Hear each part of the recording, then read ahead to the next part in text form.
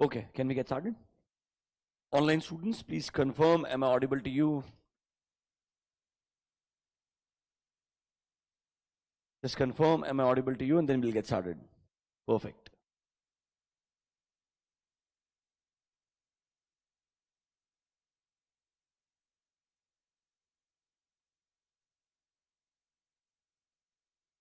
Perfect. Okay, good morning, everyone. I hope you guys are doing great. Now, what should be our approach? सबसे पहले, let me give you an introduction for next 5 to 10 minutes. That in general, intermediate auditing को आपने कैसे approach करना चाहिए. My assumption is all of you would have studied auditing at least once, would have maybe appeared for exam once. उस assumption के साथ में ही हम ये discussion करने वाले. Now, in general, as per ICM module, there are 13 chapters. Now, out of those 13 chapters, मैं आपको एक पहले bifurcation देता हूँ. Auditing standards कौन कौन से आपके लिए relevant है, उनका weightage क्या है. Then what about the other chapters, उनका approximate weightage क्या है. Normally आपका approach in last 2 months क्या होना चाहिए when you're preparing from your exam point of view. यहाँ पर ऑब्जेक्टिव ऑनेस्टली प्योरली एग्जाम के हिसाब से आपने क्या पढ़ाई करना चाहिए, कैसे आपने क्वेश्चंस को अप्रोच करना चाहिए, वो डिस्कशन करना है. This is not about we are going to discuss every single concept in detail. That's not the objective of this particular session. Is this clear to you sir? Let me give you an overview first. तो sir, आपके पास नवंबर 20 से लेकर के almost for the last exam, that is your November 22 exam, मैंने bifurcation किया है कि नॉर्मली ओवरऑल मार्क्स जो है आपके किन किन चैप्टर से किस किस एरिया के हिसाब से आता है. तो आप सबसे पहले अगर आप देखेंगे, you have auditing standards on auditing. Almost अभी भी वो पैटर्न कंटिन्यू होता है. 35 marks approximately. In certain attempts it can go beyond 35 marks, but in general 30 से 35 मार्क का वेटेज अभी भी ऑडिटिंग स्टैंडर्ड्स का है. व्हेन आई से ऑडिटिंग स्टैंडर्ड्स, उसमें भी एक list of important auditing standards है जहां नॉर्मली सबसे ज्यादा क्वेश्चनिंग किया जाता है at a intermediate level. I will discuss about that list of auditing standards also, जो आपके लिए सबसे ज्यादा रेलिवेंट है, जिसका वेटेज अप्रोक्सीमेटली कितने मार्क्स का है, 35 मार्क्स का है, मान के चलिए. अब नॉर्मली ये 35 मार्क्स को अप्रोच कैसे करना है, इसके रिगार्डिंग हमें डिस्कशन करना पड़ेगा. That sir, as per ICM module कुछ चैप्टर्स हैं जो चैप्टर्स एक्चुअली ऑडिटिंग स्टैंडर्ड से ही बनाए हैं. आपका चैप्टर 1, 2, 3, चैप्टर 5, चैप्टर 7, चैप्टर 8, वो सब कुछ ऑडिटिंग स्टैंडर्ड से ही बनाया गया है. Do you get my point? तो सर, उन स्टैंडर्ड्स में भी मुझे कहां ज्यादा फोकस करना चाहिए, कहां पर मे बी एक जनरल रीडिंग भी सफिशिएंट रहेगा. But auditing standards you can't ignore them. 35 marks अभी भी पेपर उधर से आएगा. This 35 is from 70 marks. हाँ, remember, this 35 is from 70 marks. MCQ का वेटेज मैं नहीं बता सकता है. I don't have access of actual questions आज इन द एमसीक्यू. आइडियली होना भी नहीं चाहिए legally. You're understanding my point? तो मुझे नहीं पता है एमसीक्यू में कितना मार्क्स आया है. एमसीक्यू के अलावा जो हमारे पास में 70 मार्क का पेपर है, out of which we have 14 marks का करेक्ट इनकरेक्ट, एंड रिमेनिंग जो हमारा थियरी वाला पेपर होता है, उसके अंदर करेक्ट इनकरेक्ट मैंने कवर किया है. जो 4 मार्क 5 मार्क क्वेश्चन आए थे वो भी कवर किया है. ऑब्वियसली इनका जो टोटल रहेगा वो 70 के बियॉन्ड जाएगा, बिकॉज आपको मालूम है एक क्वेश्चन ऐसा होता है जो आप छोड़ सकते हैं आइडियली, मतलब एक extra question. I hope you know that, right? मैं अज्यूम कर रहा हूं आपको ये सब चीजें तो मालूम रहेगी. इस अजम्पशन से मैं शुरू कर रहा हूं.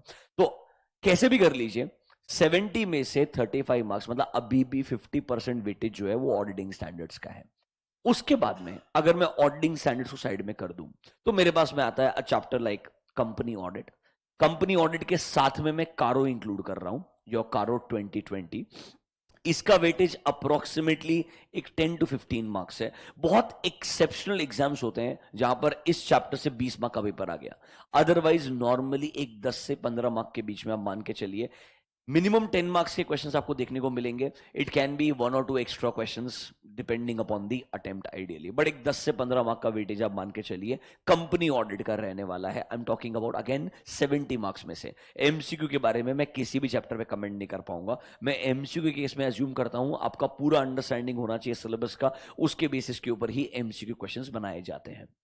other than this, if you look at audit of items of financial statement, this is your chapter number 9, अगर आपको मालूम है, जहां पर हमारा इनकम स्टेटमेंट का हर एक लाइन आइटम को ऑडिट करना सिखाया है, बैलेंस शीट के हर एक लाइन आइटम को ऑडिट करना सिखाया है, वो वाला जो चैप्टर है, रीसेंट टाइम्स के अंदर उसका वेटेज बढ़ते जा रहे हैं. There was a time when originally ये जब चैप्टर आया था, मतलब देखो ओल्ड सिलेबस में था वाउचिंग वेरिफिकेशन, बाद में ये चैप्टर को वाउट लेकर के आया और वाउचिंग वेरिफिकेशन जो ओल्ड सिलेबस के चैप्टर से उन्हें निकाल दिया गया. यहां पर डिटेल में लिखा है कि आपने फाइनेंशियल स्टेटमेंट के आइटम्स का ऑडिट कैसे करना चाहिए.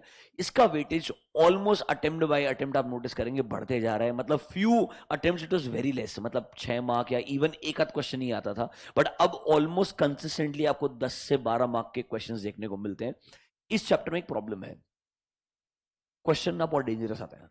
मतलब वो आपको बहुत ही एक स्पेसिफिक क्वेश्चन पूछ सकता है, बहुत ही जनरल नेचर का क्वेश्चन पूछ सकता है, मतलब काफी चैलेंजिंग है comparatively. Please those who are entering late in the classroom, you are supposed to sit on the left side, you are not supposed to come in front of the camera, doesn't make sense. Yes, तो chapter number 9, इसमें से question identify करना बहुत challenging है और chapter बहुत vast है.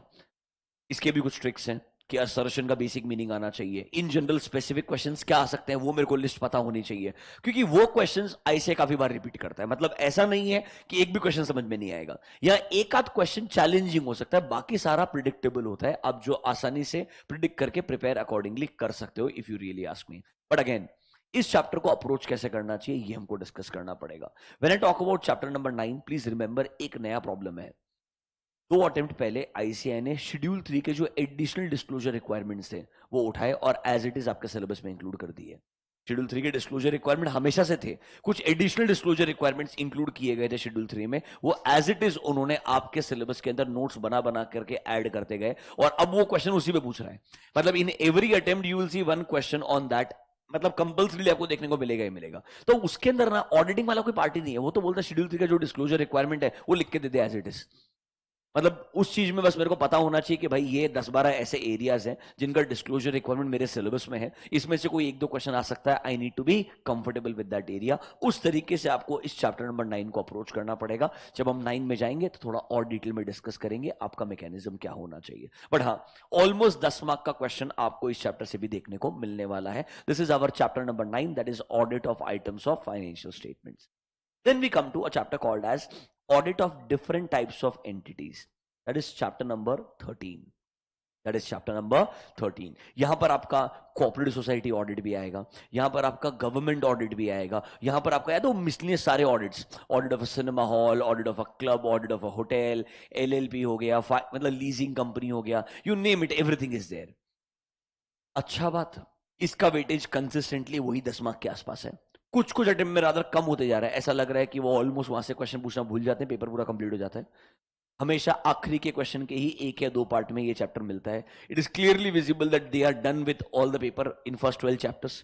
13 chapter तक आते आते लिटरली जो स्कोप बचता है उतने का पेपर बना देते हैं. मतलब unfortunately that's the way they are looking at it, although chapter is very huge. मतलब 13 चैप्टर भी ऑलमोस्ट एक 100 पेज का है, समराइज वर्जन भी 60-70 पेजेस का है, बट हर चीज पे क्वेश्चन आएगा ये बोलना ही बहुत मुश्किल है. अब रादर ऐसा हो गया है, गवर्नमेंट ऑडिट आप एक क्वेश्चन एक्सपेक्ट कर लो, कोऑपरेटिव सोसाइटी ऑडिट आप एक क्वेश्चन एक्सपेक्ट कर लो, इसके अलावा बाकी सब में से क्वेश्चन आएगा गारंटी नहीं है, और आएगा तो भी बहुत जनरल नेचर का. सिनेमा हॉल का ऑडिट के लिए कंट्रोल से चेक कर रहे हैं, जनरल क्वेश्चन पूछ लेगा.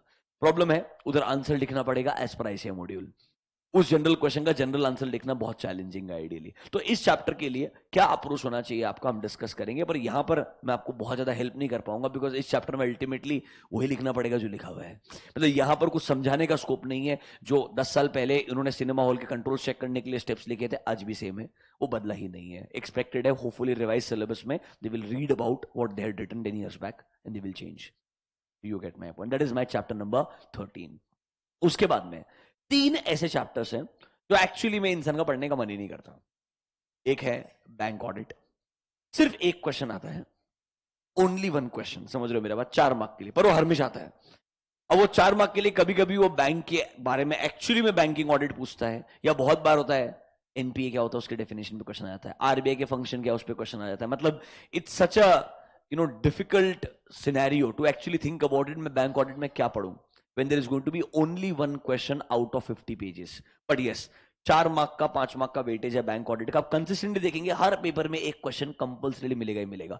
जहां पर वेटेज 4 के ऊपर गया मतलब एमसीक्यू में क्वेश्चन आ गया होगा या करेक्ट इनकरेक्ट में आ गया होगा। वो करेक्ट इनकरेक्ट वाला क्वेश्चन आप वैसे भी आंसर कर पाओगे लॉजिक के बेसिस के ऊपर, समझ रहे हो। पर जो 4 मार्क का आंसर है वो लिखने के लिए आपको चैप्टर डेफिनेटली पढ़ना पड़ेगा। इधर मैं आपको एक लिस्ट ऑफ 10-12 क्वेश्चन दूंगा कि भाई नॉर्मली यहां से ही एक क्वेश्चन आने का प्रोबेबिलिटी है, उतना ही आपने पढ़ के जाना चाहिए। उसके बियॉन्ड 4 मार्क के लिए एफर्ट डाल के फायदा नहीं है ऑनेस्टली स्पीकिंग। उसके बजाय ऑडिटिंग स्टैंडर्ड ज्यादा पढ़ोगे, कंपनी ऑडिट ज्यादा पढ़ोगे, चैप्टर 9 ज्यादा पढ़ोगे, ज्यादा प्रोबेबिलिटी रहेगा बेटर स्कोरिंग करने का। बहुत सारे लोग ऑनेस्टली बैंकिंग ऑडिट में 8-10 क्वेश्चन पढ़ के स्किप कर देते हैं बिकॉज आइडियली उधर से एक ही क्वेश्चन आने वाला है। एंड बैंकिंग ऑडिट पे तो मात्र 10 पेज है, पहले का जो 30 पेज है तो जनरल कंटेंट है। बैंकिंग कंपनीज क्या होती है, उनके फंक्शंस क्या होते हैं, नॉर्मली ऑडिटिंग स्टैंडर्ड्स का पूरा समरी लिख करके दिया है 210 से लेकर के रिपोर्टिंग तक का। फिर लास्ट के अंदर उन्होंने बोला कि बैंकिंग कंपनीज को ऑडिट में एडवांसेस कैसे चेक करने का, डिपॉजिट कैसे चेक करने का, इनकम एक्सपेंस कैसे चेक करने का। मैं पहले आपको सिर्फ एक ओवरव्यू दे रहा हूं कि इन जनरल आपने किस तरीके से सोचना चाहिए, फिर हम कैसे अप्रोच करेंगे वो आपको बताऊंगा मैं ideal. Sir that is my bank audit, 1 question 4 mark का weightage, be prepared mentally. 2 chapter. Next, audit in an automated environment. छोटा सा चैप्टर है, एक क्वेश्चन हर अटेम्प्ट में आता है। फायदा है ये आपका चैप्टर नंबर 6 है अगर आपको याद नहीं है तो। Audit in an automated environment, this is like a very small chapter. एक क्वेश्चन आता ही है हर एग्जाम के अंदर ऑलमोस्ट, और इधर से क्वेश्चन प्रिडिक्ट करने में आसान है। कुछ लिमिटेड 7-8 कैटेगरी के क्वेश्चन है, उनमें से ही क्वेश्चन रिपीट होता है। और एमसीक्यू पे अगर आया ना, अंडरस्टैंडिंग के बेसिस पे करेक्ट इनकरेक्ट भी आराम से आप लिख पाएंगे। ये चैप्टर स्किप नहीं करना चाहिए। बहुत सारे बच्चों का टेंडेंसी यही चैप्टर छोड़ देता है, पर इस चैप्टर से क्वेश्चन बहुत स्ट्रेट फॉरवर्ड आता है, बहुत इजी आता है, कुछ ज्यादा कॉम्प्लिकेशन नहीं होता है इस चैप्टर के अंदर, क्योंकि कंटेंट ही बहुत कम है कंपैरेटिवली। और आपका जो ईआईएस का थोड़ा बहुत अंडरस्टैंडिंग है वो बहुत हेल्प करता है इस चैप्टर 6 के आंसर्स को देने के लिए। आपका ऑडिटिंग एंड ईआईएस का बेसिक अंडरस्टैंडिंग भी अगर आपने रखा, फिर चैप्टर 6 को अगर अप्रोच किया, आप आराम से चैप्टर 6 कर पाएंगे। मेरे को लगता है better ROI is chapter 6 than bank audit, because bank audit के अंदर क्वेश्चन प्रिडिक्ट करना और टफ है, बट चैप्टर 6 में क्वेश्चन प्रिडिक्ट करना बहुत आसान है, क्योंकि नंबर ऑफ पेजेस में वो लिटरली लेस देन 50% है। और जहां से क्वेश्चन आएगा ही आएगा, मालूम है, समझ रहे हो मेरा बात, 100%। और ये क्वेश्चन सिर्फ इंटरमीडिएट में नहीं आता, same audit in an automated environment final level पर भी है। ऑब्वियसली वहां पर थोड़ा कंटेंट और इवॉल्व है कंपैरेटिवली, बट स्टिल उसी बेस के ऊपर उन्होंने उस चैप्टर को बिल्ड किया है। वहां पर एक क्वेश्चन आएगा ही आएगा 100%, इंटर में भी आता है और फाइनल में भी आता है। वो चैप्टर 6 पे डेफिनेटली अगर आपने 2-4 घंटा स्पेंड भी कर लिया तो वो एक क्वेश्चन आप आसानी से बेटर अप्रोच कर पाएंगे। Then comes your chapter number 4, that is your risk assessment and internal control. अब ये जो चैप्टर है, ये चैप्टर बहुत वास्ट है, बट इस चैप्टर को कवर करने के 3 तरीके, मतलब 3 अप्रोचेस हैं। एक आपके लिए है सिर्फ 315 करके छोड़ दो। ऐसे 315 जो है ना पूरा का पूरा योर रिस्क असेसमेंट वाला स्टैंडर्ड, वो पूरा चैप्टर 4 से बनाए हैं। Your entire 315 is in chapter 4। अगर आप आईसीआई मॉड्यूल निकालेंगे, चैप्टर 4 को पढ़ना शुरू करेंगे, almost 30-40% is SA 315 as it is. फिर थोड़ा पार्ट आपका ईआईएस का चैप्टर 1 है, इंटरनल कंट्रोल का डेफिनेशन क्या है। जैसे आपके इस एग्जाम के अंदर ही इंटरनल कंट्रोल पे क्वेश्चन आया था, उन्होंने डेफिनेशन ऑफ इंटरनल कंट्रोल पूछा था एज पर एसए 315। वो अगर आप ऑडिट नहीं भी पढ़ते तो फर्क नहीं पड़ता था, ईआईएस के चैप्टर 1 में भी सेम डेफिनेशन लिख करके दिया है, उधर भी सेम बेनिफिट्स, लिमिटेशंस और कंपोनेंट्स ऑफ इंटरनल कंट्रोल लिख करके दिया है। मतलब इस चैप्टर में ऑडिटिंग वाला जो पार्ट है वो तो आखिरी का 5-7 पेज है। Otherwise, it is nothing but your SA 315, your understanding of internal control, what are the limitations of internal control, what are the components of internal control. अगर आप EIS का चैप्टर 1 जब रिवाइज कर रहे हैं, उतना पार्ट अगर आपने चैप्टर 4 के साथ साथ में रखा, एक 60-70% ऑफ चैप्टर आराम से खत्म हो जाएगा। फिर चैप्टर के एंड में कुछ एडिशनल चीजें हैं कि एज अ ऑडिटर कंट्रोल्स को रिव्यू कैसे करना चाहिए, एज अ ऑडिटर कंट्रोल्स को टेस्ट करने के लिए कंप्लायंस प्रोसीजर कैसे लगाना चाहिए, थोड़ा ऑडिटिंग वाला एलिमेंट है। अनफॉर्चुनेटली वहां क्वेश्चन बहुत रेयरली आता है, क्योंकि वहां पे क्वेश्चन फ्रेम करने के लिए जो तरीके से आईसीआई में कंटेंट लिखा है, सजेस्टेड आंसर बनाना बहुत मुश्किल है।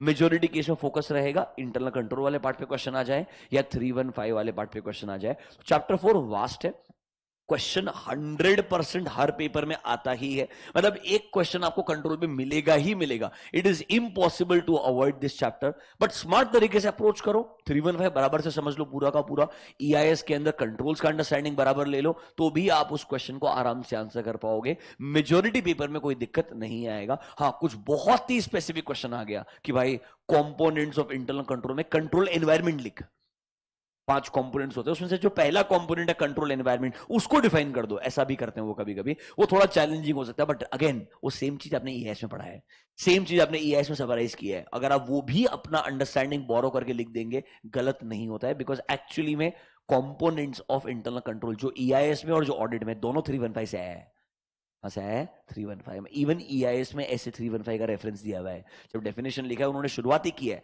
इंटरनल कंट्रोल एज पर ऐसे 315 मींस डैश करके, मतलब वो कॉन्सेप्ट ही वहीं से आया है, कुछ अलग नहीं है, बस लिखने का अप्रोच थोड़ा अलग हो सकता है, बट मतलब कहीं पर भी अलग नहीं होगा, अगर आप वो लिखेंगे आपको डेफिनेटली डिसेंट मार्क्स मिलेगा, कोई दिक्कत वाला बात।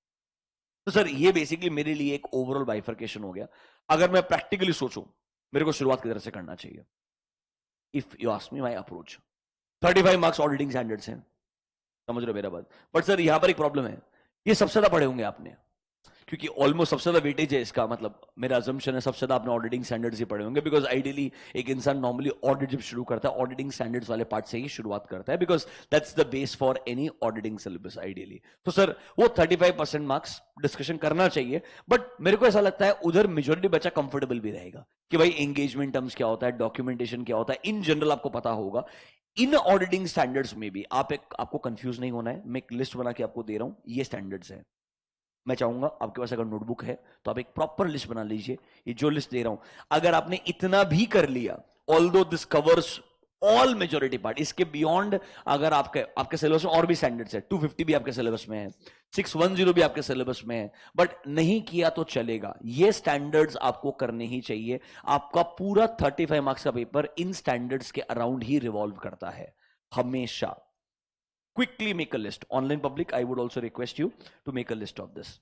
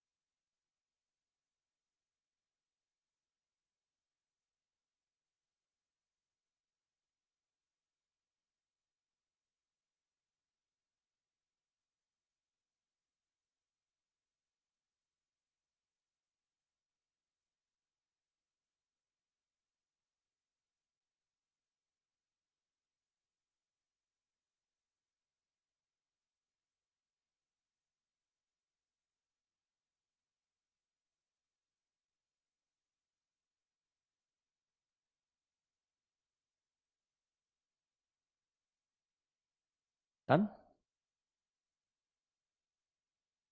अब देखो इसमें मैंने कुछ करेक्शंस किए थे, 320 लिखा ना आपने बराबर एंड 710 ऐड किया, किया ना आपने, ये दोनों बराबर, ये मैक्सिमम है, इसके अलावा तुम मान के चलो तुम्हें दिमाग ही नहीं लगाने का एग्जाम के लिए है, और बहुत सारे स्टैंडर्ड्स जो है आपके सिलेबस में, probability of them getting asked is very very low, simple logic है, आईसीआई अपने मॉड्यूल को बनाते वक्त जिन स्टैंडर्ड्स पे ज्यादा फोकस करता है, क्योंकि उनका जो सेक्शन वाइज वेटेज होता है ना, सब्जेक्ट चैप्टर वाइज, वो वेटेज उन स्टैंडर्ड्स को ही कवर करता है बस, बाकी स्टैंडर्ड सिलेबस में है बट उनका वेटेज ही डिफाइंड नहीं है, मतलब हायर साइड में एक आध क्वेश्चन कभी कोई 250 से पिक होकर के आ गया तो बात अलग है, बट इन जनरल मैं बोलूंगा उन स्टैंडर्ड्स पे क्वेश्चन आप फाइनल में एक्सपेक्ट कर सकते हो, अदरवाइज इंटरमीडिएट में this is more than sufficient. In standards को भी इंडिविजुअली कैसे अप्रोच करना है आएंगे हम वहां पर, don't worry about this. So this is my first thing that sir 50% syllabus तो मेरा ऑडिटिंग स्टैंडर्ड्स कवर किया तो हो जाएगा, उसके बाद में कंपनी ऑडिट एंड कारो, यहां पर कारो पे एक क्वेश्चन आएगा, बट कंपनी ऑडिट का वेटेज अभी भी 7 से 8 मार्क है, मतलब यहां पर सेक्शन नंबर 138 से लेकर के 148 including 177 if you remember audit committee, ये सारे सेक्शंस आपको आने ही चाहिए। 100% एक स्ट्रेट फॉरवर्ड क्वेश्चन देखने को मिलता है, या तो डिस्क्वालिफिकेशन पे आ जाएगा, रिमूवल ऑफ एन ऑडिटर पे क्वेश्चन आ जाएगा, या ऑडिटर के ड्यूटीज पे क्वेश्चन आ जाएगा। मतलब स्ट्रेट फॉरवर्ड क्वेश्चन होता है। अगर 138 से 148 बराबर से आपने रिवाइज करके रखा है, ये आपके इंटरमीडिएट लॉ के सिलेबस में भी है, सेम इंटरमीडिएट ऑडिटिंग के सिलेबस में है, और सेम फाइनल ऑडिट के सिलेबस में भी है। इसमें कोई चेंज नहीं है, कंपनी ऑडिट ऐसा का ऐसा ही रहता है 138 टू 148, एंड पूरे सेक्शंस के अंदर ऑडिट कमिटी का रेफरेंस आता है, और audit committee is discuss under section 177। इतना ही आपका कंपनी ऑडिट का पार्ट है। कारों में प्रैक्टिकली सारे क्लॉजेस एप्लीकेबल है, बट उसके अंदर भी एक इंपॉर्टेंट क्लॉजेस का लिस्ट बनाया जा सकता है, क्योंकि जो नया वाला कारो है वो बहुत डिटेल में है। उसमें ऐसे बहुत सारे क्लॉजेस हैं जो एक्चुअली में सेक्शन 148 के बियॉन्ड है। अब आपका सिलेबस तो कंपनीज एक्ट में 148 तक ही है, उसके बियॉन्ड है ही नहीं। तो बहुत सारे ऐसे क्लॉजेस है जो आपके लिए क्या बन जाते हैं, इररेलेवेंट बन जाते हैं, क्योंकि आपको सेक्शन का रेलेवेंस ही नहीं पता है, तो क्लॉज का अंडरस्टैंडिंग और चैलेंजिंग होगा। तो उधर भी ना एक लिस्ट ऑफ इंपॉर्टेंट क्लॉजेस मैं आपको दे दूंगा कि मेरे को फोकस इन क्लॉजेस पे ही करने का है, एंड नॉर्मली क्वेश्चन आपको वहीं पर देखने को मिलेगा, बिकॉज क्वेश्चन बनाने वाला इंसान भी ना एकदम ही इरेशनल नहीं है। उसे मालूम है कि मैं इंटरमीडिएट लेवल पे पेपर बना रहा हूं, तो ये क्लॉजेस ही उसके लिए रेलेवेंट है, इस पे मेरे को क्वेश्चनिंग करना चाहिए। देखो, at this point of time अपने दिमाग को ये प्रेशराइज करना ही नहीं है कि मेरे को सब कवर करना है। If you try to cover everything, मतलब I am not saying leave any chapter, I am saying cover every chapter, but you should know what to cover in every chapter. You should not try to cover every line of every chapter. If you try to do that, the syllabus of auditing is very very vast. मतलब last day आपको समझेगा भी नहीं पढ़ना क्या छोड़ना क्या है। तो मेरा अप्रोच ही अभी ऐसा होना चाहिए कि भाई मेरे को 80 से 90% जो पेपर आने वाला है ना, वो मेरे को हर तरीके से पता होना चाहिए।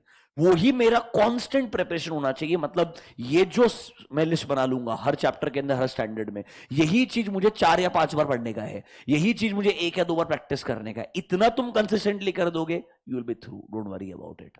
Is that clear to you? पक्का सर? कंपनी ऑडिट के बाद में थर्ड जो पार्ट रहेगा आपका, audit of items of financial statement रहेगा, जो आपके लिए ऑलमोस्ट चैप्टर नंबर 9 है, 10 मार्क के लिए। इस चैप्टर को अप्रोच करने का तरीका आपको बताया जाएगा, डोंट वरी अबाउट इट। बाकी सर उसके बाद में सब कुछ रेसिडुअल है, 4 5 6 7 में कोई भी सीक्वेंस फॉलो करो, trust me it does not matter. पहले 3 का सीक्वेंस जो है वो आपके प्रिपरेशन के लिए बहुत इंपॉर्टेंट है। आप ऑडिटिंग स्टैंडर्ड से शुरुआत करो, कंपनी ऑडिट पे जाओ। किसी को कंपनी ऑडिट बहुत कंफर्टेबल लगता है तो कंपनी ऑडिट पहले शुरू कर लो, बाद में ऑडिटिंग स्टैंडर्ड्स पे चले जाओ। बट ये तीनों के अंदर आपके पास में ऑप्शन नहीं है, ये तीनों कंपलसरी है, आपको तीनों के तीनों पहले खत्म करने। बिकॉज टेक्निकली अगर आप 1 2 3 खत्म कर देते हो, you have a confidence over आराम से 60 मार्क्स। आपको बोल रहा हूं एवरेज अगर आप टोटल निकाल लोगे 1 2 3, मतलब auditing standards chapter number 9 and chapter number 10 your company audit, आराम से आपका 55 टू 60 मार्क्स कवर हो जाता है। मतलब सिर्फ एक ही क्वेश्चन ऐसा रहेगा जो लास्ट क्वेश्चन होता है, जिस क्वेश्चन में मेरे को चैप्टर 13 से पेपर मिलता है, या मेरे को एक क्वेश्चन बैंक ऑडिट से मिलता है। मतलब वो एक क्वेश्चन छोड़ के मेरे को सारे क्वेश्चन समझ में आएंगे।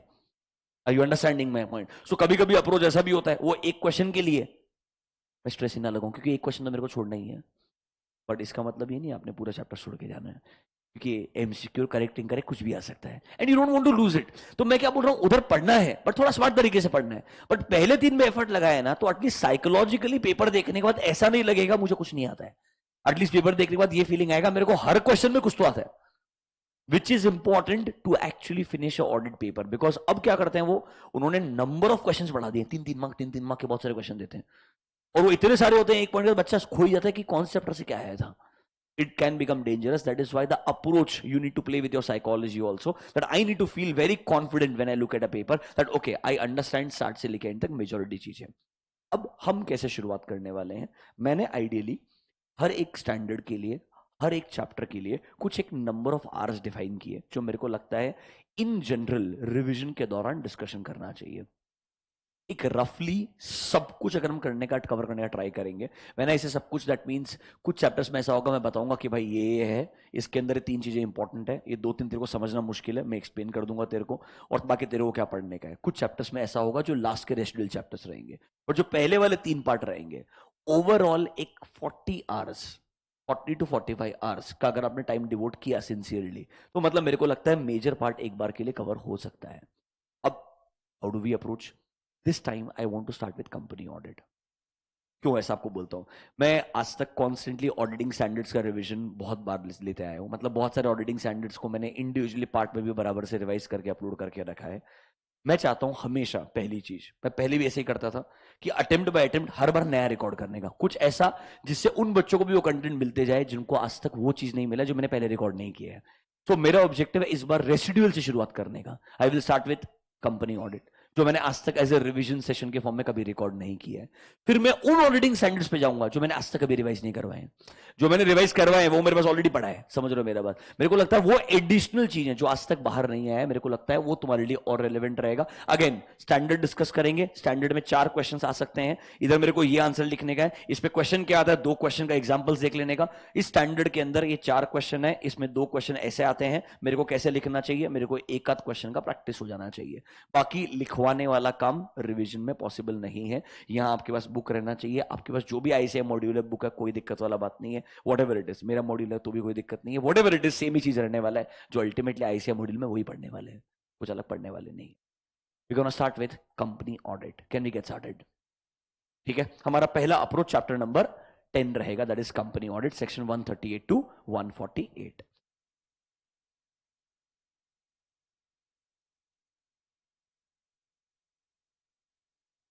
अच्छा, ऑनलाइन पब्लिक, मैं तुम्हें पहले बोल देता हूं, मेरे को नहीं मालूम तुम्हारे लिए फास्ट ट्रैक क्या है, रिवीजन क्या, तुम्हारा डेफिनेशन मेरे को नहीं समझता है।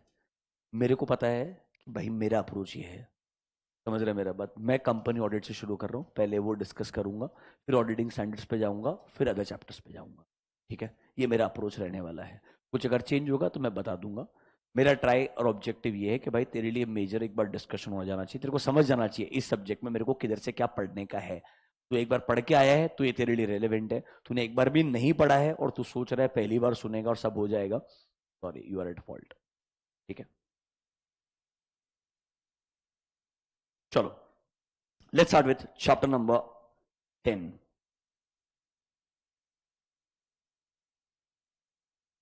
Company audit.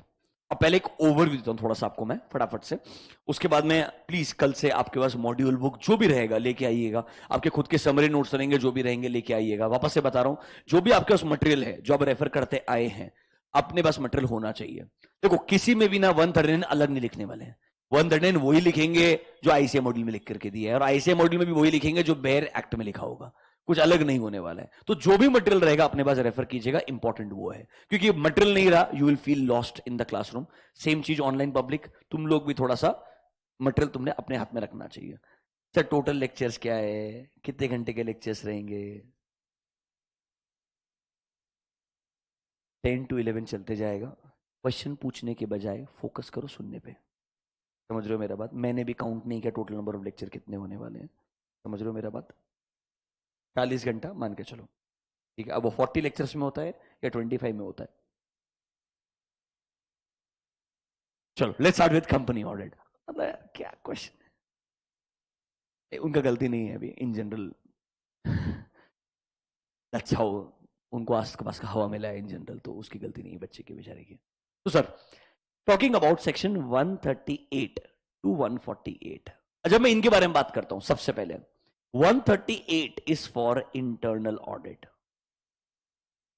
138 is for internal audit, and 139 से लेकर के 147 तक ये मेरे लिए है स्टैट्यूटरी ऑडिट के लिए, इसके लिए है स्टैट्यूटरी ऑडिट के लिए। फिर आएगा section 148, that is about cost audit, that is about cost audit. फिर आएगा 177, that is about my audit committee.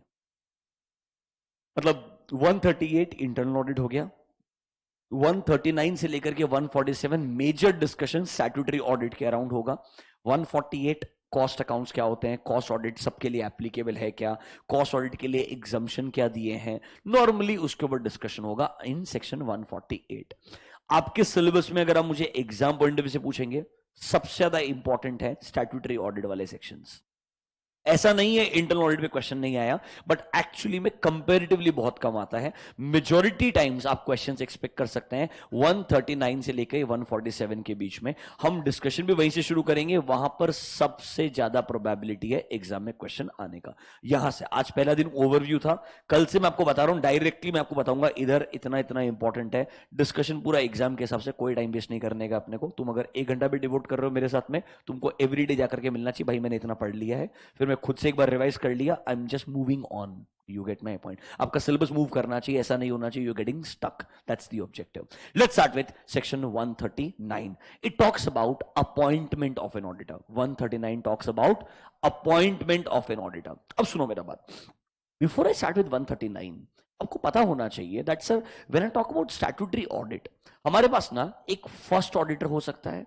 एक सब्सिक्वेंट ऑडिटर हो सकता है, एक रिटायरिंग ऑडिटर हो सकता है। क्या हो सकता है? First auditor, subsequent auditor, retiring auditor. First auditor क्या होता है? अगर ये कंपनी के लिए ये पहला साल है, मतलब कंपनी इनकॉर्पोरेट होकर के बाद बिजनेस शुरू करके फर्स्ट ईयर है, उस साल के लिए जब आप ऑडिटर अपॉइंट करेंगे वो मेरे लिए फर्स्ट ऑडिटर कहलाएगा। इसके बाद में अगले किसी भी साल के लिए ऑडिटर अपॉइंट करेंगे वो नॉर्मली मेरे लिए क्या कहलाएगा? सब्सिक्वेंट ऑडिटर कहलाएगा। सर रिटायरिंग ऑडिटर क्या होता है? आप जब एक ऑडिटर को एक टर्म के लिए अपॉइंट करते हैं, कंपनीज एक्ट 2013 में कॉन्सेप्ट लाया गया, अब आप ऑडिटर को एक 1 टर्म ऑफ 5 ईयर्स के लिए अपॉइंट कर सकते हैं। किसके लिए अपॉइंट कर सकते हैं? 1 टर्म ऑफ 5 ईयर्स। तो जब एक ऑडिटर का टेन्योर खत्म हो रहा है, मतलब उसका टर्म खत्म हो रहा है, वो कहलाएगा रिटायरिंग ऑडिटर। क्या कहलाएगा? रिटायरिंग। या तो आप रिटायरिंग ऑडिटर को रीअपॉइंट कर सकते हो अगर वो एलिजिबल है तो, या उसके जगह किसी और को अपॉइंट कर सकते हो। कब रिटायरिंग ऑडिटर एलिजिबल रहेगा for reappointment and all, we will discuss in detail. But sir अभी के लिए first auditor, subsequent auditor and तीसरा वाला रिटायरिंग ऑडिटर। अच्छा, पूरे कंपनीज एक्ट में जो कंपनीज को भी डिवाइड किया है उनको 2 पार्ट में डिवाइड किया है। एक है आपके लिए गवर्नमेंट कंपनी एंड दूसरा है आपके लिए एनी अदर कंपनी। मतलब उनका पूरा डिस्कशन यही रहेगा, one is called as government company and all other companies are part of my any other company. तो प्राइवेट भी इसमें आ जाएगा, लिस्टेड भी इसमें आ जाएगा, सब इसके अंदर आ जाएगा। रिमेंबर दैट, गवर्नमेंट कंपनी और दूसरा पार्ट है एनी अदर कंपनी। ऐसा क्यों किया है? क्योंकि गवर्नमेंट कंपनी के केस में ऑडिटर को अपॉइंट करने का और मेजर जो रिस्पॉन्सिबिलिटीज है वो होता है सीएजी के पास में, that is nothing but my controller and auditor general of India. इसीलिए उन्होंने 2 पार्ट में बाइफर्केशन किया है कि सर गवर्नमेंट कंपनी का प्रोसीजर अलग बनाते हैं, एनी अदर कंपनी का प्रोसीजर अलग से बनाते हैं, बिकॉज यहां पर मेजर प्रोसीजर्स में पहला पावर सीएजी के पास में आने वाला है, एनी अदर कंपनी में प्रोसीजर अलग रहेगा। तो सर पूरे 139 को पढ़ते वक्त ध्यान रखना, या तो हम फर्स्ट ऑडिटर के बारे में बात करेंगे, या हम सब्सिक्वेंट ऑडिटर के बारे में बात करेंगे, या हम रिटायरिंग ऑडिटर के बारे में बात करेंगे। तो सर ऑडिटर कौन सा है वो सोचूंगा, फिर सर कौन से कंपनी के बारे में सोच रहा हूं, am I talking about government company और am I talking about any other company. Accordingly मेरा प्रोविजन पढ़ना पड़ेगा। क्वेश्चन भी जब आप देख रहे हो तो देखना कौन से ऑडिटर के बारे में बात कर रहा है एंड कौन से कंपनी के बारे में बात कर रहा है। अकॉर्डिंगली मैं सोच समझ करके वो प्रोसीजर के बारे में लिखने के बारे में सोचूंगा, प्रोविजन को सोचने के बारे में I think about it. Directly straight forward question पे जंप नहीं करने का, आइडेंटिफाई करने का। ऑडिटर कौन है, फर्स्ट है, रिटायरिंग है, सब्सिक्वेंट है एंड कंपनी कौन सा है। इतना बात समझ में आया क्या? एक काम करो, नोटबुक्स अगर है सिर्फ अपने पास में, सिर्फ एक काम कीजिएगा, हम हर सेक्शन को डिटेल में डिस्कस करेंगे, पर एटलीस्ट क्या डिस्कस किया है पूरा कंटेंट नहीं लिख पाएंगे, कम से कम हेडिंग लिखते जाएंगे। एटलीस्ट दिमाग में रहेगा मैंने ये वाला पार्ट पढ़ा था, डिटेल में बुक में लिखा हुआ है पूरा का पूरा। एटलीस्ट एक सीक्वेंस आपके दिमाग में रहेगी, ये सीक्वेंस हमने फॉलो किया था। खुद से पढ़ते वक्त भी सेम सीक्वेंस फॉलो कर सकते हो, इट विल बी यूजफुल। ठीक है, अब हम शुरुआत करेंगे सेक्शन 139 सबसेक्शन 1 के साथ में। Will start with 139 subsection 1, dash करके लिखो। Appointment of 139 subsection 1, appointment of subsequent auditor, appointment of subsequent auditor for any other company, appointment of subsequent auditor for any other company। कौन से ऑडिटर के बारे में बात कर रही है? Subsequent auditor. It is not talking about the first auditor, it is not talking about the retiring auditor and it is talking about which company? Any other company. मतलब गवर्नमेंट कंपनी के ऊपर बात नहीं कर रहा है। इस पूरे कंपनीज एक्ट में उन्होंने जो कॉन्सेप्ट लेके आया कि अब आप ना ऑडिटर को 1 टर्म ऑफ 5 ईयर्स के लिए अपॉइंट कर सकते हो। कितने साल के लिए? 5 ईयर्स के लिए। मतलब यहां पर ना आप ऑडिटर को अपॉइंट कर रहे हो एक टर्म के लिए, 1 term is equal to 5 years. तो कैन आई से नॉर्मली एक ऑडिटर का अपॉइंटमेंट होता है एजीएम में। कहां होता है? एजीएम में। तो सर जिस एजीएम में ऑडिटर का अपॉइंटमेंट होगा, जिस एजीएम में ऑडिटर का अपॉइंटमेंट होगा, क्या वो उस ऑडिटर के लिए फर्स्ट एजीएम बन जाएगा? यस। ये कंपनी का फर्स्ट एजीएम नहीं बोल रहा हूं मैं, ऑडिटर को जिस एजीएम में अपॉइंट किया गया है, ये ऑडिटर के लिए कौन सा एजीएम बन जाएगा? First AGM. यहां से वो कहां तक कंटिन्यू कर सकता है? 6th एजीएम तक। कैसे? क्योंकि आपको 5 साल के लिए अपॉइंट किया है, second, third, 4, 5, 6। So this will become your first year, second year, third year, 4th year and 5th year। 5 साल के बाद में क्वेश्चन ही आएगा ना वापस से कि मुझे रीअपॉइंट करना है या किसी और को अपॉइंट करना है। तो लॉ के अंदर एक क्वेश्चन, मतलब ये वर्डिंग्स आता है कि नॉर्मली ऑडिटर को जिस एजीएम में अपॉइंट किया जा रहा है वो उसके लिए क्या कहलाएगा?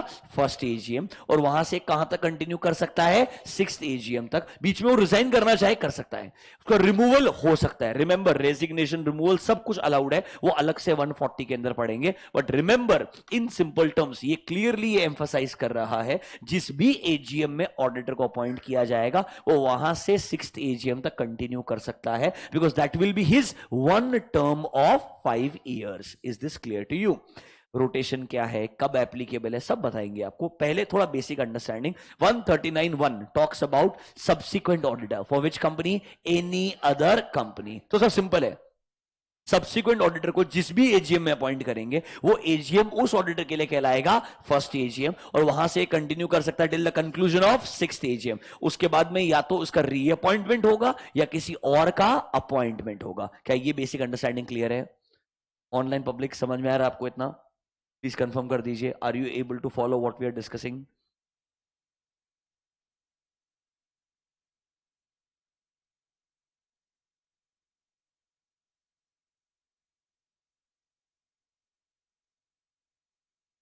ठीक है सर। अब इन्होंने ना एक रूल के अंदर प्रोसीजर दिया है कि ऑडिटर का एक्चुअली अपॉइंटमेंट एंड सिलेक्शन का प्रोसेस क्या है। ठीक है, मैं आपको थोड़ा सा एक वो प्रोसेस समझा देता हूं अंडरस्टैंडिंग के लिए। Once you understand the process, आपका 139 सेक्शन 1 का अंडरस्टैंडिंग और अच्छा हो जाएगा।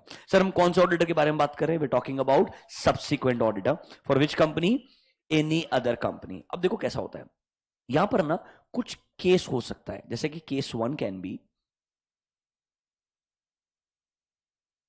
कंपनी के अंदर ना audit committee is not applicable. मतलब 177 एप्लीकेबल नहीं है बेसिकली। क्या एप्लीकेबल नहीं है? Section 177 is not applicable. Company में ऑडिट कमिटी है ही नहीं, तो इस केस में डायरेक्टली पावर जाएगा किसके पास में? बोर्ड ऑफ डायरेक्टर्स के पास में। सर बोर्ड क्या कर सकता है? बोर्ड रेकमेंड कर सकता है। क्या कर सकता है? रेकमेंड। किसको रेकमेंड करेगा सर? मेंबर्स को। बोर्ड रेकमेंड कर सकता है मेंबर्स को। मेंबर्स को अगर ठीक लगता है तो वो एजीएम के अंदर ऑडिटर को अपॉइंट कर सकते हैं। ऑब्वियसली बोर्ड रेकमेंड करने से पहले जो मेरा प्रोस्पेक्टिव ऑडिटर है वो क्वालिफाइड इंसान है कि नहीं है, उसका इंडिपेंडेंस कॉन्फ्लिक्ट तो नहीं आ रहा है, मतलब वो सब चीजें, उनके अगेंस्ट में कोई प्रोसीडिंग्स तो पेंडिंग नहीं है, कोई ऑर्डर वगैरह तो पास नहीं हो गया प्रोफेशनल मिसकंडक्ट का, ये सब कुछ चेक करेगा बोर्ड एंड अकॉर्डिंगली मेंबर्स को रेकमेंड करेगा। मेंबर्स को ठीक लगता है तो वो क्या कर सकते हैं? अपॉइंट कर सकते हैं। ये सिंपल सा केस है नॉर्मल प्राइवेट लिमिटेड। अगर आप मुझे पूछेंगे जहां पर ऑडिट कमिटी एप्लीकेबल नहीं होता है, सीधा प्रोसेस शुरुआत होता है बोर्ड के साथ में। Board will make a recommendation to members, if members are fine they will make the appointment in the AGM. This is a straight forward case number 1। Small private limited, this will be the procedure. Clear है क्या? Sir case 2 क्या बोलता है? Sir इस बार ना audit committee is applicable. अगर कंपनी में ऑडिट कमिटी एप्लीकेबल है, मतलब सेक्शन 177 एप्लीकेबल है। क्या एप्लीकेबल है? Section 177। Company is required to constitute a audit committee. तो उस केस में सबसे पहले ऑडिट कमिटी रेकमेंड करेगा बोर्ड को। सबसे पहले ऑडिट कमिटी रेकमेंड करेगा बोर्ड को। अगर बोर्ड इसको एक्सेप्ट करता है, बोर्ड इसको क्या करता है? एक्सेप्ट करता है, तो अपना रेकमेंडेशन भेज देगा मेंबर्स को। अगर बोर्ड इसको एक्सेप्ट करता है तो रिकमेंडेशन किसको भेज देगा? मेंबर्स को, और मेंबर्स एजीएम के अंदर उसको अपॉइंट कर सकते हैं। रिमेंबर, सिंपल सिचुएशन है। अगर ऑडिट कमिटी नहीं था तो रेकमेंड करने का पावर किसके पास में है? बोर्ड के पास में है। अगर सर यहां पर ऑडिट कमिटी एप्लीकेबल है तो पहले कमिटी रेकमेंड करेगा किसको सर? बोर्ड को। बोर्ड को अगर रिकमेंडेशन बराबर लगता है वो रिकमेंडेशन चले जाएगा मेंबर्स के पास में, और मेंबर्स एजीएम में अपॉइंट कर सकते हैं। सर केस 1 और केस 2 स्ट्रेट फॉरवर्ड सिचुएशन है। रियल लाइफ में ये दो सिचुएशन में बात खत्म हो जाएगा। Theoretically law is in extreme detail. उन्होंने केस 3 भी बना के दिया। केस 3 क्या बोलता है? सर ऑडिट कमेटी एप्लीकेबल है, उन्होंने रेकमेंड किया बोर्ड को कि sir let's appoint mister A as the auditor, पर बोर्ड ना किसी वजह से डिसएग्री करता है एंड वो कमिटी को बोलता है रिकंसीडर योर रिकमेंडेशन। क्या बोलता है? Reconsider your recommendation. अब इसे वापस से रिकंसिडर करो। हमें लगता है किसी भी कारण की वजह से, मतलब कोई प्रोसीडिंग पेंडिंग रहेगा, तो हम क्या लगता है इस फर्म को अपॉइंट करने के बजाय किसी और फर्म को क्यों नहीं अपॉइंट कर लिया जाए? या हमको लगता है कुछ इंडिपेंडेंस कॉन्फ्लिक्ट आ सकता है, लेट्स से रिलेटिव की डेफिनेशन में कोई इंसान फॉलो करता होगा, हमें लगता है सर यहां पर थोड़ा चांसेस है इंडिपेंडेंस कॉन्फ्लिक्ट आने का, क्यों कंसिडर करना है? या बोर्ड को लग सकता है नहीं सर इसके अलावा और बेटर लोग एग्जिस्ट करते हैं, तो आपका रिकमेंडेशन को क्या कीजिए? रिकंसिडर कीजिए। वो सर अपने रीजंस देकर के कमिटी को बोलेगा रिकंसिडर करने के लिए। कमिटी के पास दो ऑप्शन है, या तो कमिटी रिकंसिडर करेगा मतलब नया रिकमेंडेशन देगा, या रिकंसिडर नहीं करेगा। अगर कमिटी रिकंसिडर करेगा मतलब नया रिकमेंडेशन देगा, सो डोंट यू थिंक हम यहां से वापस चलेंगे केस 2 के अंदर? It will be like a new recommendation, yes और नो? अगर नया रिकमेंडेशन देगा तो वापस चले जाएंगे केस नंबर 2 के अंदर। अगर कमिटी बोलता है नहीं मुझे अभी भी रिकंसिडर नहीं करना है, हमें लगता है मिस्टर ए ही बराबर है, बोर्ड अभी भी डिसएग्री करता है, दे स्टिल डिसएग्री, इस केस के अंदर बोर्ड के पास पावर दिया है मेंबर्स को, वो अपना रिकमेंडेशन देंगे। मेंबर्स को क्या देंगे? न्यू रिकमेंडेशन अपना। पावर किसको दिया है? बोर्ड को। वो अपना रिकमेंडेशन मेंबर्स को देंगे, और मेंबर को ठीक लगता है तो एजीएम में अपॉइंट कर सकते हैं। रिमेंबर, रिकमेंडेशन मेंबर्स के पास में एक ही जाता है, ऐसा मत सोचिएगा कमिटी का रिकमेंडेशन भी भेज देंगे बोर्ड का भी भेज देंगे, नहीं, लॉफुली रिकमेंडेशन एक ही जाता है। हां मैं मानता हूं अगर बोर्ड अभी भी डिसएग्री करता है, उसको रीजंस फॉर डिसएग्रीमेंट अपने बोर्ड ऑफ डायरेक्टर्स की रिपोर्ट में लिख के देने पड़ेंगे। कहां लिखना पड़ेगा? बोर्ड ऑफ डायरेक्टर्स की रिपोर्ट में, कि क्यों वो कमिटी के रिकमेंडेशन से डिसएग्री करता है। और अगर मेंबर्स को वो रिकमेंडेशन पसंद नहीं है तो मेंबर्स रिजेक्ट भी तो कर सकते हैं ना एजीएम के अंदर, एंड दे कैन वापस से बोल सकते हैं to consider the recommendation of audit committee. तो रियल लाइफ में प्रोसीजर और वास्ट है, बट सर थियोरेटिकली उन्होंने क्या बोला है? कमिटी ने बोर्ड को रिकमेंड किया, बोर्ड ने रिजेक्ट किया, उसने बोला रिकंसिडर करो। कमिटी रिकंसिडर करेगा तो हम केस नंबर 2 में चले जाएंगे, it will B new recommendation.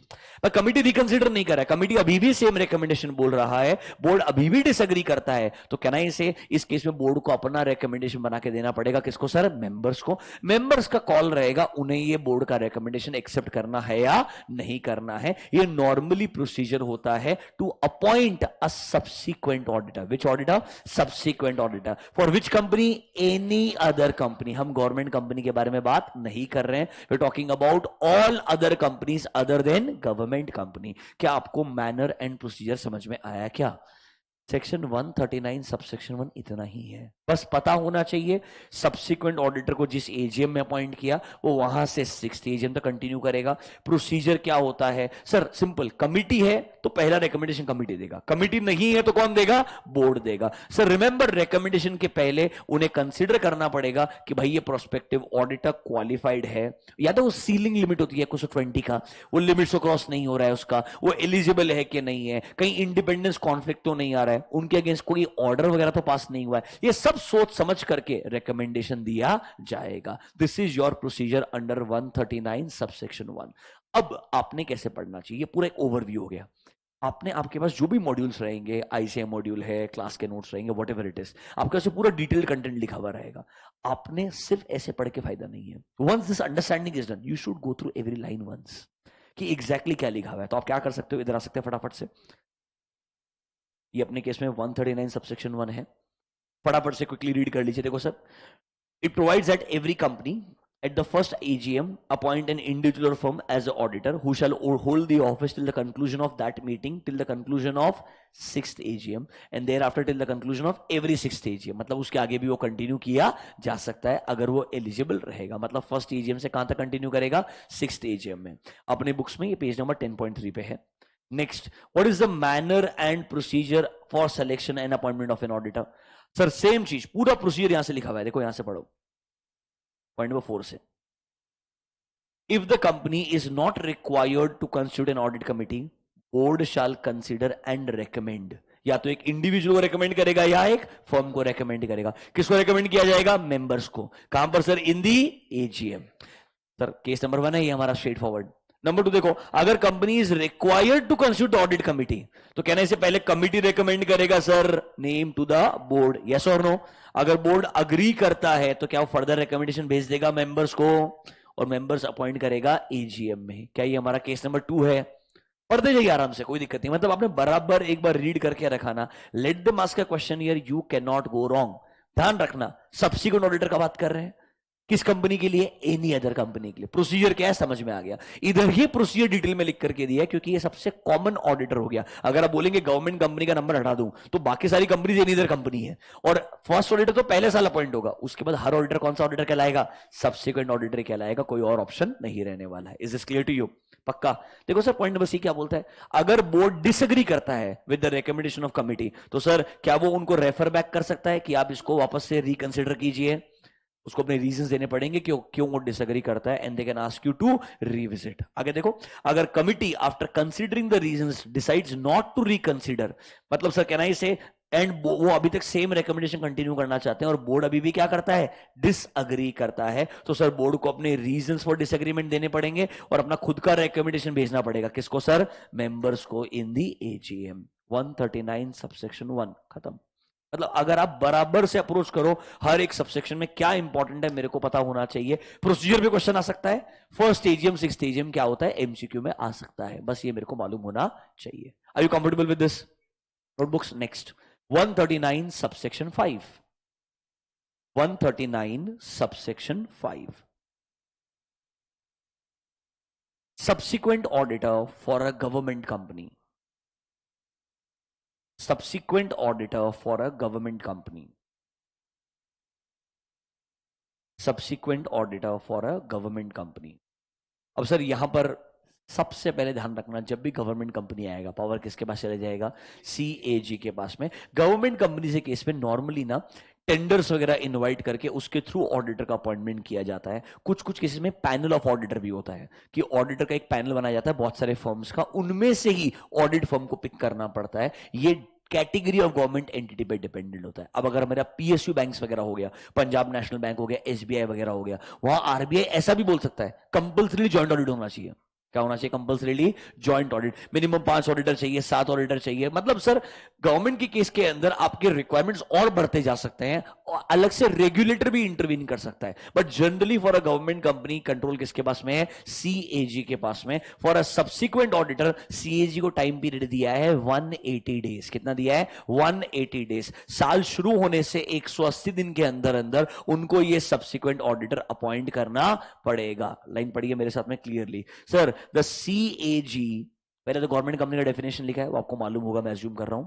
CAG shall appoint an auditor, जो क्वालिफाइड इंसान होना चाहिए, within a period of 180 days from the commencement of respective financial year. अब आपके दिमाग में डाउट आएगा, से गवर्नमेंट कंपनी के रोटेशन एप्लीकेबल नहीं है क्या? यहां पे ऑडिटर 5 साल के लिए अपॉइंट नहीं होता है क्या? एक्चुअली में होता है रोटेशन. वहां पर कंपनीज एक्ट नया आया, इसके पहले भी था. रोटेशन वहां पर ज्यादा रेलेवेंट था कि सर ऐसा तो नहीं है ना सेम ऑडिट फर्म लास्ट 15 साल से एसबीआई का ऑडिट कर रहा है. रिस्क इन्वॉल्व बहुत ज्यादा था. I you understanding my point? या other government companies which are not listed companies, उधर भी रिस्क बहुत ज्यादा था क्योंकि गवर्नमेंट और पब्लिक का इंटरेस्ट डायरेक्टली इन्वॉल्व था. तो एक्चुअली में रोटेशन उनके लिए भी अप्लाई होता है. Remember that. उनके केस में भी जो टेन्योर है इट कैन बी 5 और less than 5 depending upon CAG कैसे टर्म्स लगाता है. पर सर हमारे लिए लॉ लिखते हो तो उन्होंने ओपन एंडेड छोड़ दिया बिकॉज सीएजी का पावर कॉन्स्टिट्यूशन से आता है. मालूम है ना? सीएजी का पावर कॉन्स्टिट्यूशन से आता है. हम उसको ओवरराइड नहीं करना चाहते. हम जनरल मैकेनिज्म, इधर सीएजी का नाम लिखने के पीछे ऑब्जेक्टिव क्लियर है कि भाई इधर पावर सीएजी के पास में, प्रोसीजर क्या है लिखेंगे ही नहीं. procedure to appoint a subsequent auditor in a government company, they cannot write. It is only CAG who will decide. इधर मैं बस बोलूंगा कि भाई इधर पावर किसके पास चले गया है, सीएजी के पास में. टाइम लिमिट डिफाइन कर दूंगा, प्रोसीजर में डिफाइन नहीं कर सकता हूं. वो पावर कॉन्स्टिट्यूशन के थ्रू दिया गया है टू सीएजी. उनके अंदर रीजनल डायरेक्टर्स होते हैं जहां वो लोग डिफाइन करते हैं कि कैसे हमने इस गवर्नमेंट कंपनी के लिए ऑडिटर को अपॉइंट करना चाहिए. तो सर सिंपल सा बात है यहां sir, within 180 days from the commencement of respective financial year subsequent auditor को अपॉइंट करना पड़ेगा. पावर किसके पास में, सीएजी. खत्म हो गया. 139 subsection 1 subsequent auditor for which company, any other company. 5 subsequent auditor but for which company, government company. Can I say subsequent auditor तो खत्म हो गया. अब जाते हैं फर्स्ट ऑडिटर के ऊपर. अब जाते हैं फर्स्ट ऑडिटर के ऊपर. दो ही सबसेक्शन है, सबसेक्शन 6 एंड सबसेक्शन 7. नोटबुक्स में जाओ, लिखो next. 139 subsection 6, first auditor for any other company. First auditor for any other company. First auditor for any other company. मेरे पास कोई टेक्निक नहीं है पर एक यूजलेस तरीका है. 139(5) गवर्नमेंट कंपनी के लिए एप्लीकेबल है. अभी पढ़ा था ना यार, subsequent auditor for government company. इसका अगला वाला गवर्नमेंट कंपनी के लिए नहीं है. 6-7 फर्स्ट ऑडिटर है ऑब्वियसली, पर अगला वाला गवर्नमेंट कंपनी के लिए नहीं है. तो बचा कौन सा कंपनी, एनी अदर कंपनी. तो sir subsection number 6 is for any other company, subsection 7 is for government company. दोनों लिस्ट में लिख लो फटाफट से. फर्स्ट ऑडिटर पहले लिखा 139(6) for which company, any other company. And अगला लिख लो 139(7) first auditor for a government company. First auditor for a government company. अभी डिस्कशन करते हैं. सर फर्स्ट ऑडिटर नॉर्मली जो कंपनी का पहला साल है उसके लिए अपॉइंट किया जाएगा. रिमेंबर मेजॉरिटी कंपनीज में पहले साल बहुत ज्यादा रिस्क नहीं होता है. Plus in a smaller company you will realise जो कंपनी का ओनर्स होते हैं ना, वो कंपनी के डायरेक्टर्स ही होते हैं. मतलब मोस्टली आपका जो प्रोमोटर ग्रुप है वही डायरेक्टर्स होता है. In initial phases of a company वो धीरे धीरे एग्जिट कर सकता है. तो normally first auditor for any other company appoint करने का पहला पावर किसके पास जाएगा, बोर्ड ऑफ डायरेक्टर्स के पास में. यहां पर एजीएम तक वेट नहीं करते हैं, बिकॉज एजीएम तक तो टेन्योर ही खत्म हो जाता है.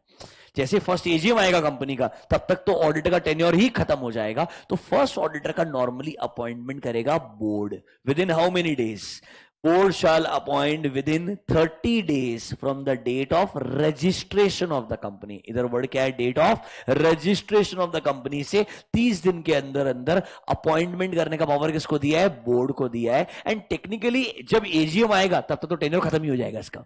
तो टेन्योर खत्म ही हो जाएगा. पर यहां पर लॉ ना थोड़ा कैरिड अवे हो गया ऑनेस्टली. वो बोलता है अगर बोर्ड अपॉइंट नहीं कर पाता है 30 दिन के अंदर अंदर तो पावर चले जाएगा मेंबर्स के पास में. पावर चला जाएगा किसके पास में, मेंबर्स के पास में. एंड सर वहां पर मेंबर्स को दिया है 90 डेज. प्लीज आर्ग्यू मत करना ये 30 के बाद 90 है या 30 के बाद 60 है, दोनों मिला के 90 है. किसी को भी नहीं पता, उन्होंने लिखा ही नहीं ढंग से. उन्होंने कहीं पर लिखा है विद इन वर्ड, कहीं पर लिखा है नेक्स्ट, और कहीं कहीं लिखा है सिर्फ देखो ऐसा विद इन 90 डेज. अब ये नेक्स्ट 90 है कि नहीं है किसी को मालूम नहीं है. कहीं कहीं पर नेक्स्ट लिखा है, I will prove it to you. कहीं कहीं पे लॉ लिखते वक्त नेक्स्ट लिखा, बट ठीक है लॉजिकली ऐसा मान के चलो. नॉर्मली फर्स्ट ऑडिटर पहले 30 दिन में अपॉइंट होगा. यार बोर्ड कैसे फेल होगा ऐसा, लॉजिकली तो सेंसिबल नहीं है. पर सर अगर मेंबर्स के पास पावर गया तो कौन सा जनरल मीटिंग होगा, ईजीएम होगा, एजीएम नहीं होगा. एजीएम में तो टेन्योर ही खत्म हो जाएगा. समझा क्या मेरा बात. तो सर पहला पावर बोर्ड के पास में. Within how many days, 30 days from the date of registration of the company. If board fails power will go to members. They have to appoint. तुमको क्या लिखने का, तुमको दिमाग ही नहीं लगाने का, तुमको लिखने का विद इन 90. जितना लिखा तुमको उतना लिखने का. तुम आर्ग्यूमेंट करो मत. अनफॉर्चुनेटली मैं अभी वो डिस्कशन में जा भी नहीं रहे, कोई सेंस ही नहीं बनता है. देयर इज अ लॉजिक जहां पे हम जा सकते हैं ऐसा क्यों होना चाहिए क्यों नहीं होना चाहिए, doesn't matter today. What matters is within 90 days at an EGM. AGM नहीं हो सकता है, एजीएम में टेन्योर खत्म हो जाएगा. समझा क्या sir. In case of government company हमेशा पहला पावर किसके पास में आएगा, सीएजी के पास में. Sir in case of government company CAG shall appoint within 60 days from the date of registration of the company. इनके हिसाब से अगर सीएजी भी भूल जाता है ये इलॉजिकल है. सीएजी के अंडर इतने रीजनल डायरेक्टर्स है, ऐसा नहीं हो सकता है. बट इफ सीएजी फेल्स तो ये पावर किसको दे रहे हैं, बोर्ड को दे रहे हैं. इधर देखो खुद लिखा है with in how many days, next 30 days. मतलब इधर विजिबल है वो 60 के बाद अगले 30 दिन के अंदर पावर किसके पास में है, बोर्ड के पास में. फिर इनको लगता है बोर्ड भी अगर फेल हो गया तो पावर अल्टीमेटली किसके पास जाएगा? मेंबर्स के पास में। ये board fails within next 30 days appoint नहीं कर पाता तो किसके पास चला जाएगा? मेंबर्स के पास चला जाएगा। They shall appoint the first auditor, वापस से वर्ड क्या है? विद इन 60 है, ये नेक्स्ट वेक्स कुछ नहीं है, क्या लिखा है? With in 60। और ऑब्वियसली इस बार क्या होगा? ईजीएम होगा। अब ऐसा मत सोचना सर मेंबर्स भी नहीं अपॉइंट कर पाए तो, I think company is no right to exist. किसी को पता ही नहीं है ऑडिटर अपॉइंट करने का तो फायदा ही नहीं है। आई यू अंडरस्टैंडिंग? प्लीज ऐसा लिखना मत, doesn't make sense। But sir simple है, 30 90 60 30 60। तेरे को दिमाग लगाने का नहीं है, तेरे को नंबर ऑफ डेज याद रखने का, अनफॉर्चुनेटली। समझ रहे हो मेरा बात? एमसीक्यू करेक्ट इनकरेक्ट आ सकता है, या इवन 4 मार्क का क्वेश्चन आ सकता है। वो पता परेशान कैसे करेगा? CAG did not appoint the first auditor for a government company within 30 days from the date of registration of the company। वो खेलेगा तेरे साथ में, तेरे को 30 याद रहेगा बोर्ड का। समझ रहे मेरे बात? और वो लिखेगा CAG के साथ में। CAG ने फर्स्ट ऑडिटर को विद इन 30 डेज अपॉइंट नहीं किया और उसको 60 दिन दिया है। Useless. What do they achieve? I don't get it. ये सबके पास प्रिंटेड है, रेफरेंस के लिए पढ़ा रहता है, और तूने आंसर क्या करना है? ये तो CAG ने डिसाइड करना है। You have no relationship with CAG। Why do I ask such a stupid question to you? I don't know. समझेगा तुमको? ऐसा तो याद रखना, 60 30 60। उधर क्या है? 30 90। कौन सा ऑडिटर का बात कर रहा है? फर्स्ट ऑडिटर का। इसका टेन्योर कब तक रहेगा? Till the conclusion of first AGM. Tenure कब तक रहेगा? Till the conclusion of first AGM. अब तुम्हारे दिमाग में डाउट आएगा, सर मैं फर्स्ट ऑडिटर है, पहला साल हो गया, अब मेरा अपॉइंटमेंट 5 साल के लिए हो सकता है या 4 साल के लिए होना चाहिए? रोटेशन 139(2 मैं ही बताऊंगा कल। समझा क्या? क्या अभी के लिए 139 सबसेक्शन 6 and 7 क्लियर है क्या? सर सबसे पहले पढ़ा subsequent auditor for any other company for a government company, फिर पढ़ा first auditor for a government company and for any other company. अब सर बचा कौन सा? Retiring auditor. पर उसके पहले कॉन्सेप्ट पढ़ लेते हैं कैजुअल वैकेंसी। क्या पढ़ लेते हैं? Casual vacancy. आज के टाइम में वो खत्म हो जाएगा, ठीक है। अनफॉर्चुनेटली मैं 11 के बाद में क्लास नहीं ले पाऊंगा, मेरा नेक्स्ट लेक्चर रहता है वापस से, जो अभी नॉर्मल इंटरमीडिएट बैच चल रहा है मई के लिए, समझ रहे हो? इसलिए 10 to 11 ही स्लॉट रहेगा अभी के लिए। Come to casual vacancy 139 subsection 8। Sir what is a casual vacancy? Simple शब्दों में, अगर ऑडिटर को आपने लॉफुली अपॉइंट किया, अगर ऑडिटर को आपने लॉफुली अपॉइंट किया और किसी भी वजह से वो कंटिन्यू नहीं कर पाता है, अपना टेन्योर कंप्लीट नहीं कर पाता है, तो जो वैकेंसी होता है उसे कैजुअल वैकेंसी कहते हैं। रिमेंबर, ऑडिटर का अपॉइंटमेंट लॉफुली होना चाहिए, उसके बाद में अगर किसी भी वजह से वो कंटिन्यू नहीं कर पाता है तो जो वैकेंसी आएगा वो क्या कहलाएगा? Casual vacancy. ऑडिटर रिजाइन कर सकता है, उसका रिमूवल हो सकता है, या वो लेट्स से डेथ वगैरह का सिचुएशन हो सकता है, कोई भी सिचुएशन होगा। लॉफुल अपॉइंटमेंट था पर वो अपना टेन्योर कंप्लीट नहीं कर पाया, तो vacancy is called as. Sir casual vacancy से कैसे डील करना है? एक ही सबसेक्शन है, 139 सबसेक्शन 8 लिख दीजिए। 139 subsection 8 casual vacancy. Government company के लिए भी वही आंसर है और एनी अदर कंपनी के लिए भी वहीं पर आंसर है। सिंपल है, गवर्नमेंट कंपनी के केस में कोई सा भी वैकेंसी हो, पहला पावर किसके पास जाएगा? CAG के पास में। किसके पास जाएगा? CAG के पास में। Page number 10.5 can you see? Casual vacancy 139 subsection 8। In case of any other company हम प्रोसीजर पढ़ेंगे, but in case of a government company पहला पावर किसके पास जाएगा? CAG के पास में। They have to fill the casual vacancy within how many days? 30 days. फिर से सेम बात, अगर CAG 30 दिन में कैजुअल वैकेंसी फिल नहीं कर पाता है तो पावर किसके पास चले जाएगा? बोर्ड के पास में। उन्हें भरना पड़ेगा casual vacancy within next 30 days. इधर खुद बोला है क्या? With in next 30। जहां उनको भी क्लैरिटी था उन्होंने भी नेक्स्ट वर्ड लिखा है। I don't want to get there, but अभी के लिए मतलब जो उनको मालूम है 30 कैन नॉट बी इंक्लूडिंग 30, तो उन्होंने नेक्स्ट 30 लिखा है क्लियरली। जहां उनको भी चैलेंजिंग लग रहा था उन्होंने वर्ड विद इन यूज कर लिया है। They kept it open in the law. Anyways, in case of a government company casual vacancy पहले कौन भरेगा? CAG। If CAG fails then board. Within how many days? 30 days. 30 days. यहां problem नहीं है और क्वेश्चन भी नहीं आएगा। क्वेश्चन किधर आएगा? Casual vacancy in case of any other company. Sir वहां पर ना कैजुअल वैकेंसी फिल करने का पहला पावर डायरेक्टली दिया है बोर्ड को। किसको दिया है? बोर्ड को। सी कैजुअल वैकेंसी कम होगा, साल के बीच में होगा, तो पहला पावर किसको दिया है? बोर्ड को। बट रिमेंबर, बोर्ड को पावर है except in one case, in case of resignation board directly casual vacancy fill नहीं कर पाएगा। Remember this sir, in case of any other company casual vacancy shall be filled by board within how many days? 30 days. But अगर resignation होता है, क्या होता है? Resignation. Please समझो, अगर ऑडिटर रिजाइन कर रहा है, there can be some problem with the management. There can be some problem with the management. तो हम बोर्ड को पावर नहीं दे सकते ना यार कि तू ही अगले वाला नया ऑडिटर भी लेके आ जाए। इससे जो बोर्ड में डेडलॉक है वो कंटिन्यू होगा, जो प्रॉब्लम है वो कंटिन्यू होगा। तो उन्होंने लॉ बनाते वक्त, पुराने लॉ में तो क्लियरली बोला बोर्ड को पावर ही नहीं है, रेजिग्नेशन है तो बोर्ड आसपास भी नहीं आएगा। नए वाले लॉ में क्या बोला, बोर्ड कैजुअल वैकेंसी फिल कर सकता है, बट एक कंडीशन डाल दी है, अगर रेजिग्नेशन है तो उनको कंसेंट लेना पड़ेगा, अप्रूवल लेना पड़ेगा, किससे, मेंबर्स से।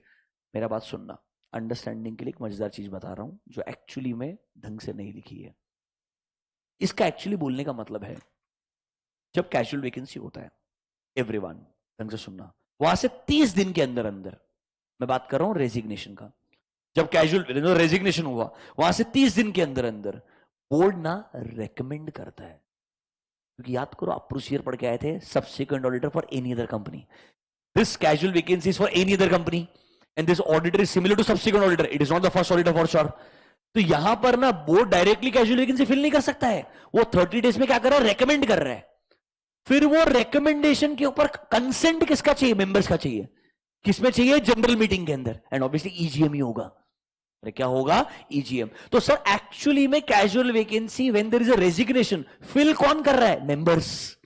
बोर्ड सिर्फ क्या कर रहा है, रेकमेंड। कैसे बता रहे हो सर आप, ऐसा ढंग से लाइन पढ़ना मेरे साथ में, एवरीवन रीड केयरफुली। सर अगर कैजुअल वैकेंसी होता है as a result of resignation, such appointment, जो नया बंदे का अपॉइंटमेंट है, shall be approved by the company at a general meeting that should be convened within 3 months from the recommendation. पहले line में बोल दिया board shall fill the casual vacancy within 30 days, पर बाद में समझाया कि सर अप्रूवल किसका लेना पड़ेगा, मेंबर्स का, और वो किस में होगा, जनरल मीटिंग में होगा। जनरल मीटिंग कितने टाइम में होना चाहिए, 3 महीने में, 3 months from date of recommendation बोल रहा है, नॉट डेट ऑफ रेजिग्नेशन बोल रहा है। समझेगा मेरा बात, मतलब एक्चुअली इसका इंटरप्रिटेशन क्या है, जिस दिन रेजिग्नेशन हुआ वहां से 30 दिन में बोर्ड रेकमेंड कर रहा है, और वहां से 3 महीने में अब जनरल मीटिंग के अंदर मेंबर्स का अप्रूवल ले रहे हो, मतलब अल्टीमेटली मेंबर्स ही अपॉइंट कर रहा है यार। समझ में आएगा मेरा बात, क्योंकि जब रेजिग्नेशन होता है आप बोर्ड को पावर नहीं दे सकते हो to fill the casual vacancy, it will be absolutely wrong, it will be a clear abuse of authority. आपने अगर उनको पावर दे दिया जिसकी वजह से ऑडिटर रिजाइन करके जा रहा है, वही नए ऑडिटर को लेके आ रहा है, तो फिर कंपनी में फ्रॉड अगर होगा तो बाहर कैसे आएगा यार, फिर आपको थर्ड पार्टी की रिपोर्ट का वेट करना पड़ेगा। कोई बात नहीं, you know what I mean right. हाइडनबर्ग का जो रिपोर्ट आया है अभी, मतलब ऐसा नहीं है कि फ्रॉड है, पर रिपोर्ट का वेट करना पड़ेगा ना आपको इन जनरल। हम चाहते हैं लॉज ऐसे ना बनाए जाए, लॉज को बहुत शांति से बनाया जाए, इसीलिए बोर्ड को पूरा पावर नहीं देंगे। यहां पर किसका अप्रूवल लेना जरूरी है, मेंबर्स का। This is your casual vacancy. Remember, exam में एक मजेदार तरीके से क्वेश्चन पूछ सकता है। Everyone, I want your 100% attention. वो क्या बोलेगा, कंपनी में सब्सिक्वेंट ऑडिटर लॉफुली अपॉइंट नहीं हुआ है, कोई तो तरीका लिखेगा वो कि कंपनी में सब्सिक्वेंट ऑडिटर बराबर तरीके से अपॉइंट नहीं हुआ है। अब सर वो ऑडिटर को रिमूव किया जा रहा है, is there a casual vacancy, अगर हाँ तो कैजुअल वैकेंसी फिल कैसे करेंगे, यहां पे कैजुअल वैकेंसी ही नहीं है। For a casual vacancy to arise there should be a valid appointment. वो क्वेश्चन में ना वैलिड अपॉइंटमेंट ही नहीं रहेगा, तेरे को लेके जा रहा है कैजुअल वैकेंसी के ऊपर, तुझे लगेगा 108 लिखने का है, नहीं, तुझे पहले लिखने का है for a casual vacancy to arise there should be a valid appointment. वो पता क्या बताएगा, कंपनी का फर्स्ट ऑडिटर, कंपनी का फर्स्ट ऑडिटर, लेट्स से अपन बात करते हैं in case of any other company, power किसके पास में फर्स्ट ऑडिटर अपॉइंट करने का, 60-30-60, 30-90, 60-30-60 for government company, for any other company 30-90। पहला बार बोर्ड के पास आगे नहीं था, बोर्ड ने अपॉइंट किया first auditor within 60 days from the date of registration of the company. 60 days दिया ही नहीं है उसको, 30 में करना चाहिए, तो क्या वैलिड अपॉइंटमेंट ही नहीं हुआ है, तो कैजुअल वैकेंसी नहीं हुआ है, करना क्या है, लॉ कुछ नहीं कर सकता इस केस में। तुमने वैलिड अपॉइंटमेंट नहीं किया तो कैजुअल वैकेंसी ही नहीं हो सकता है। 139(8) is not the answer, the answer should be it's not a valid appointment of first auditor. ये क्वेश्चन बहुत रेयर है, फाइनल में 1 या 2 बार पूछा है, इंटर में बहुत रेयरली एक ही बार बहुत साल पहले देखने को मिला है, जहां पे वो आपको ट्रिक करेगा कि कैजुअल वैकेंसी कैसे फिल कर दे, जबकि एक्चुअली में कैजुअल वैकेंसी होगा ही नहीं। आपको बताना पड़ेगा क्यों ये कैजुअल वैकेंसी नहीं है। Remember, for a casual vacancy to arise there should be a valid appointment. बात समझा क्या? हमने 139 subsection 1(5) subsequent auditor, for any other company, for government company, खत्म किया। 6-7 सब्सिक्वेंट ऑडिटर नहीं, first auditor for any other company and government company, खत्म किया। 139-8 casual vacancy for both the cases, case 1 and case 2 cover किया। आराम से इसको read कीजिएगा आज। कल हम पूरा 139 पूरा 140 दोनों उड़ा देंगे। कल से कोई आपको स्टार्टिंग का 15 मिनट का इंट्रोडक्शन का जरूरत नहीं है, सीधा 139 के साथ शुरू करेंगे। Is that clear to you? Thank you, see you guys online public, thank you.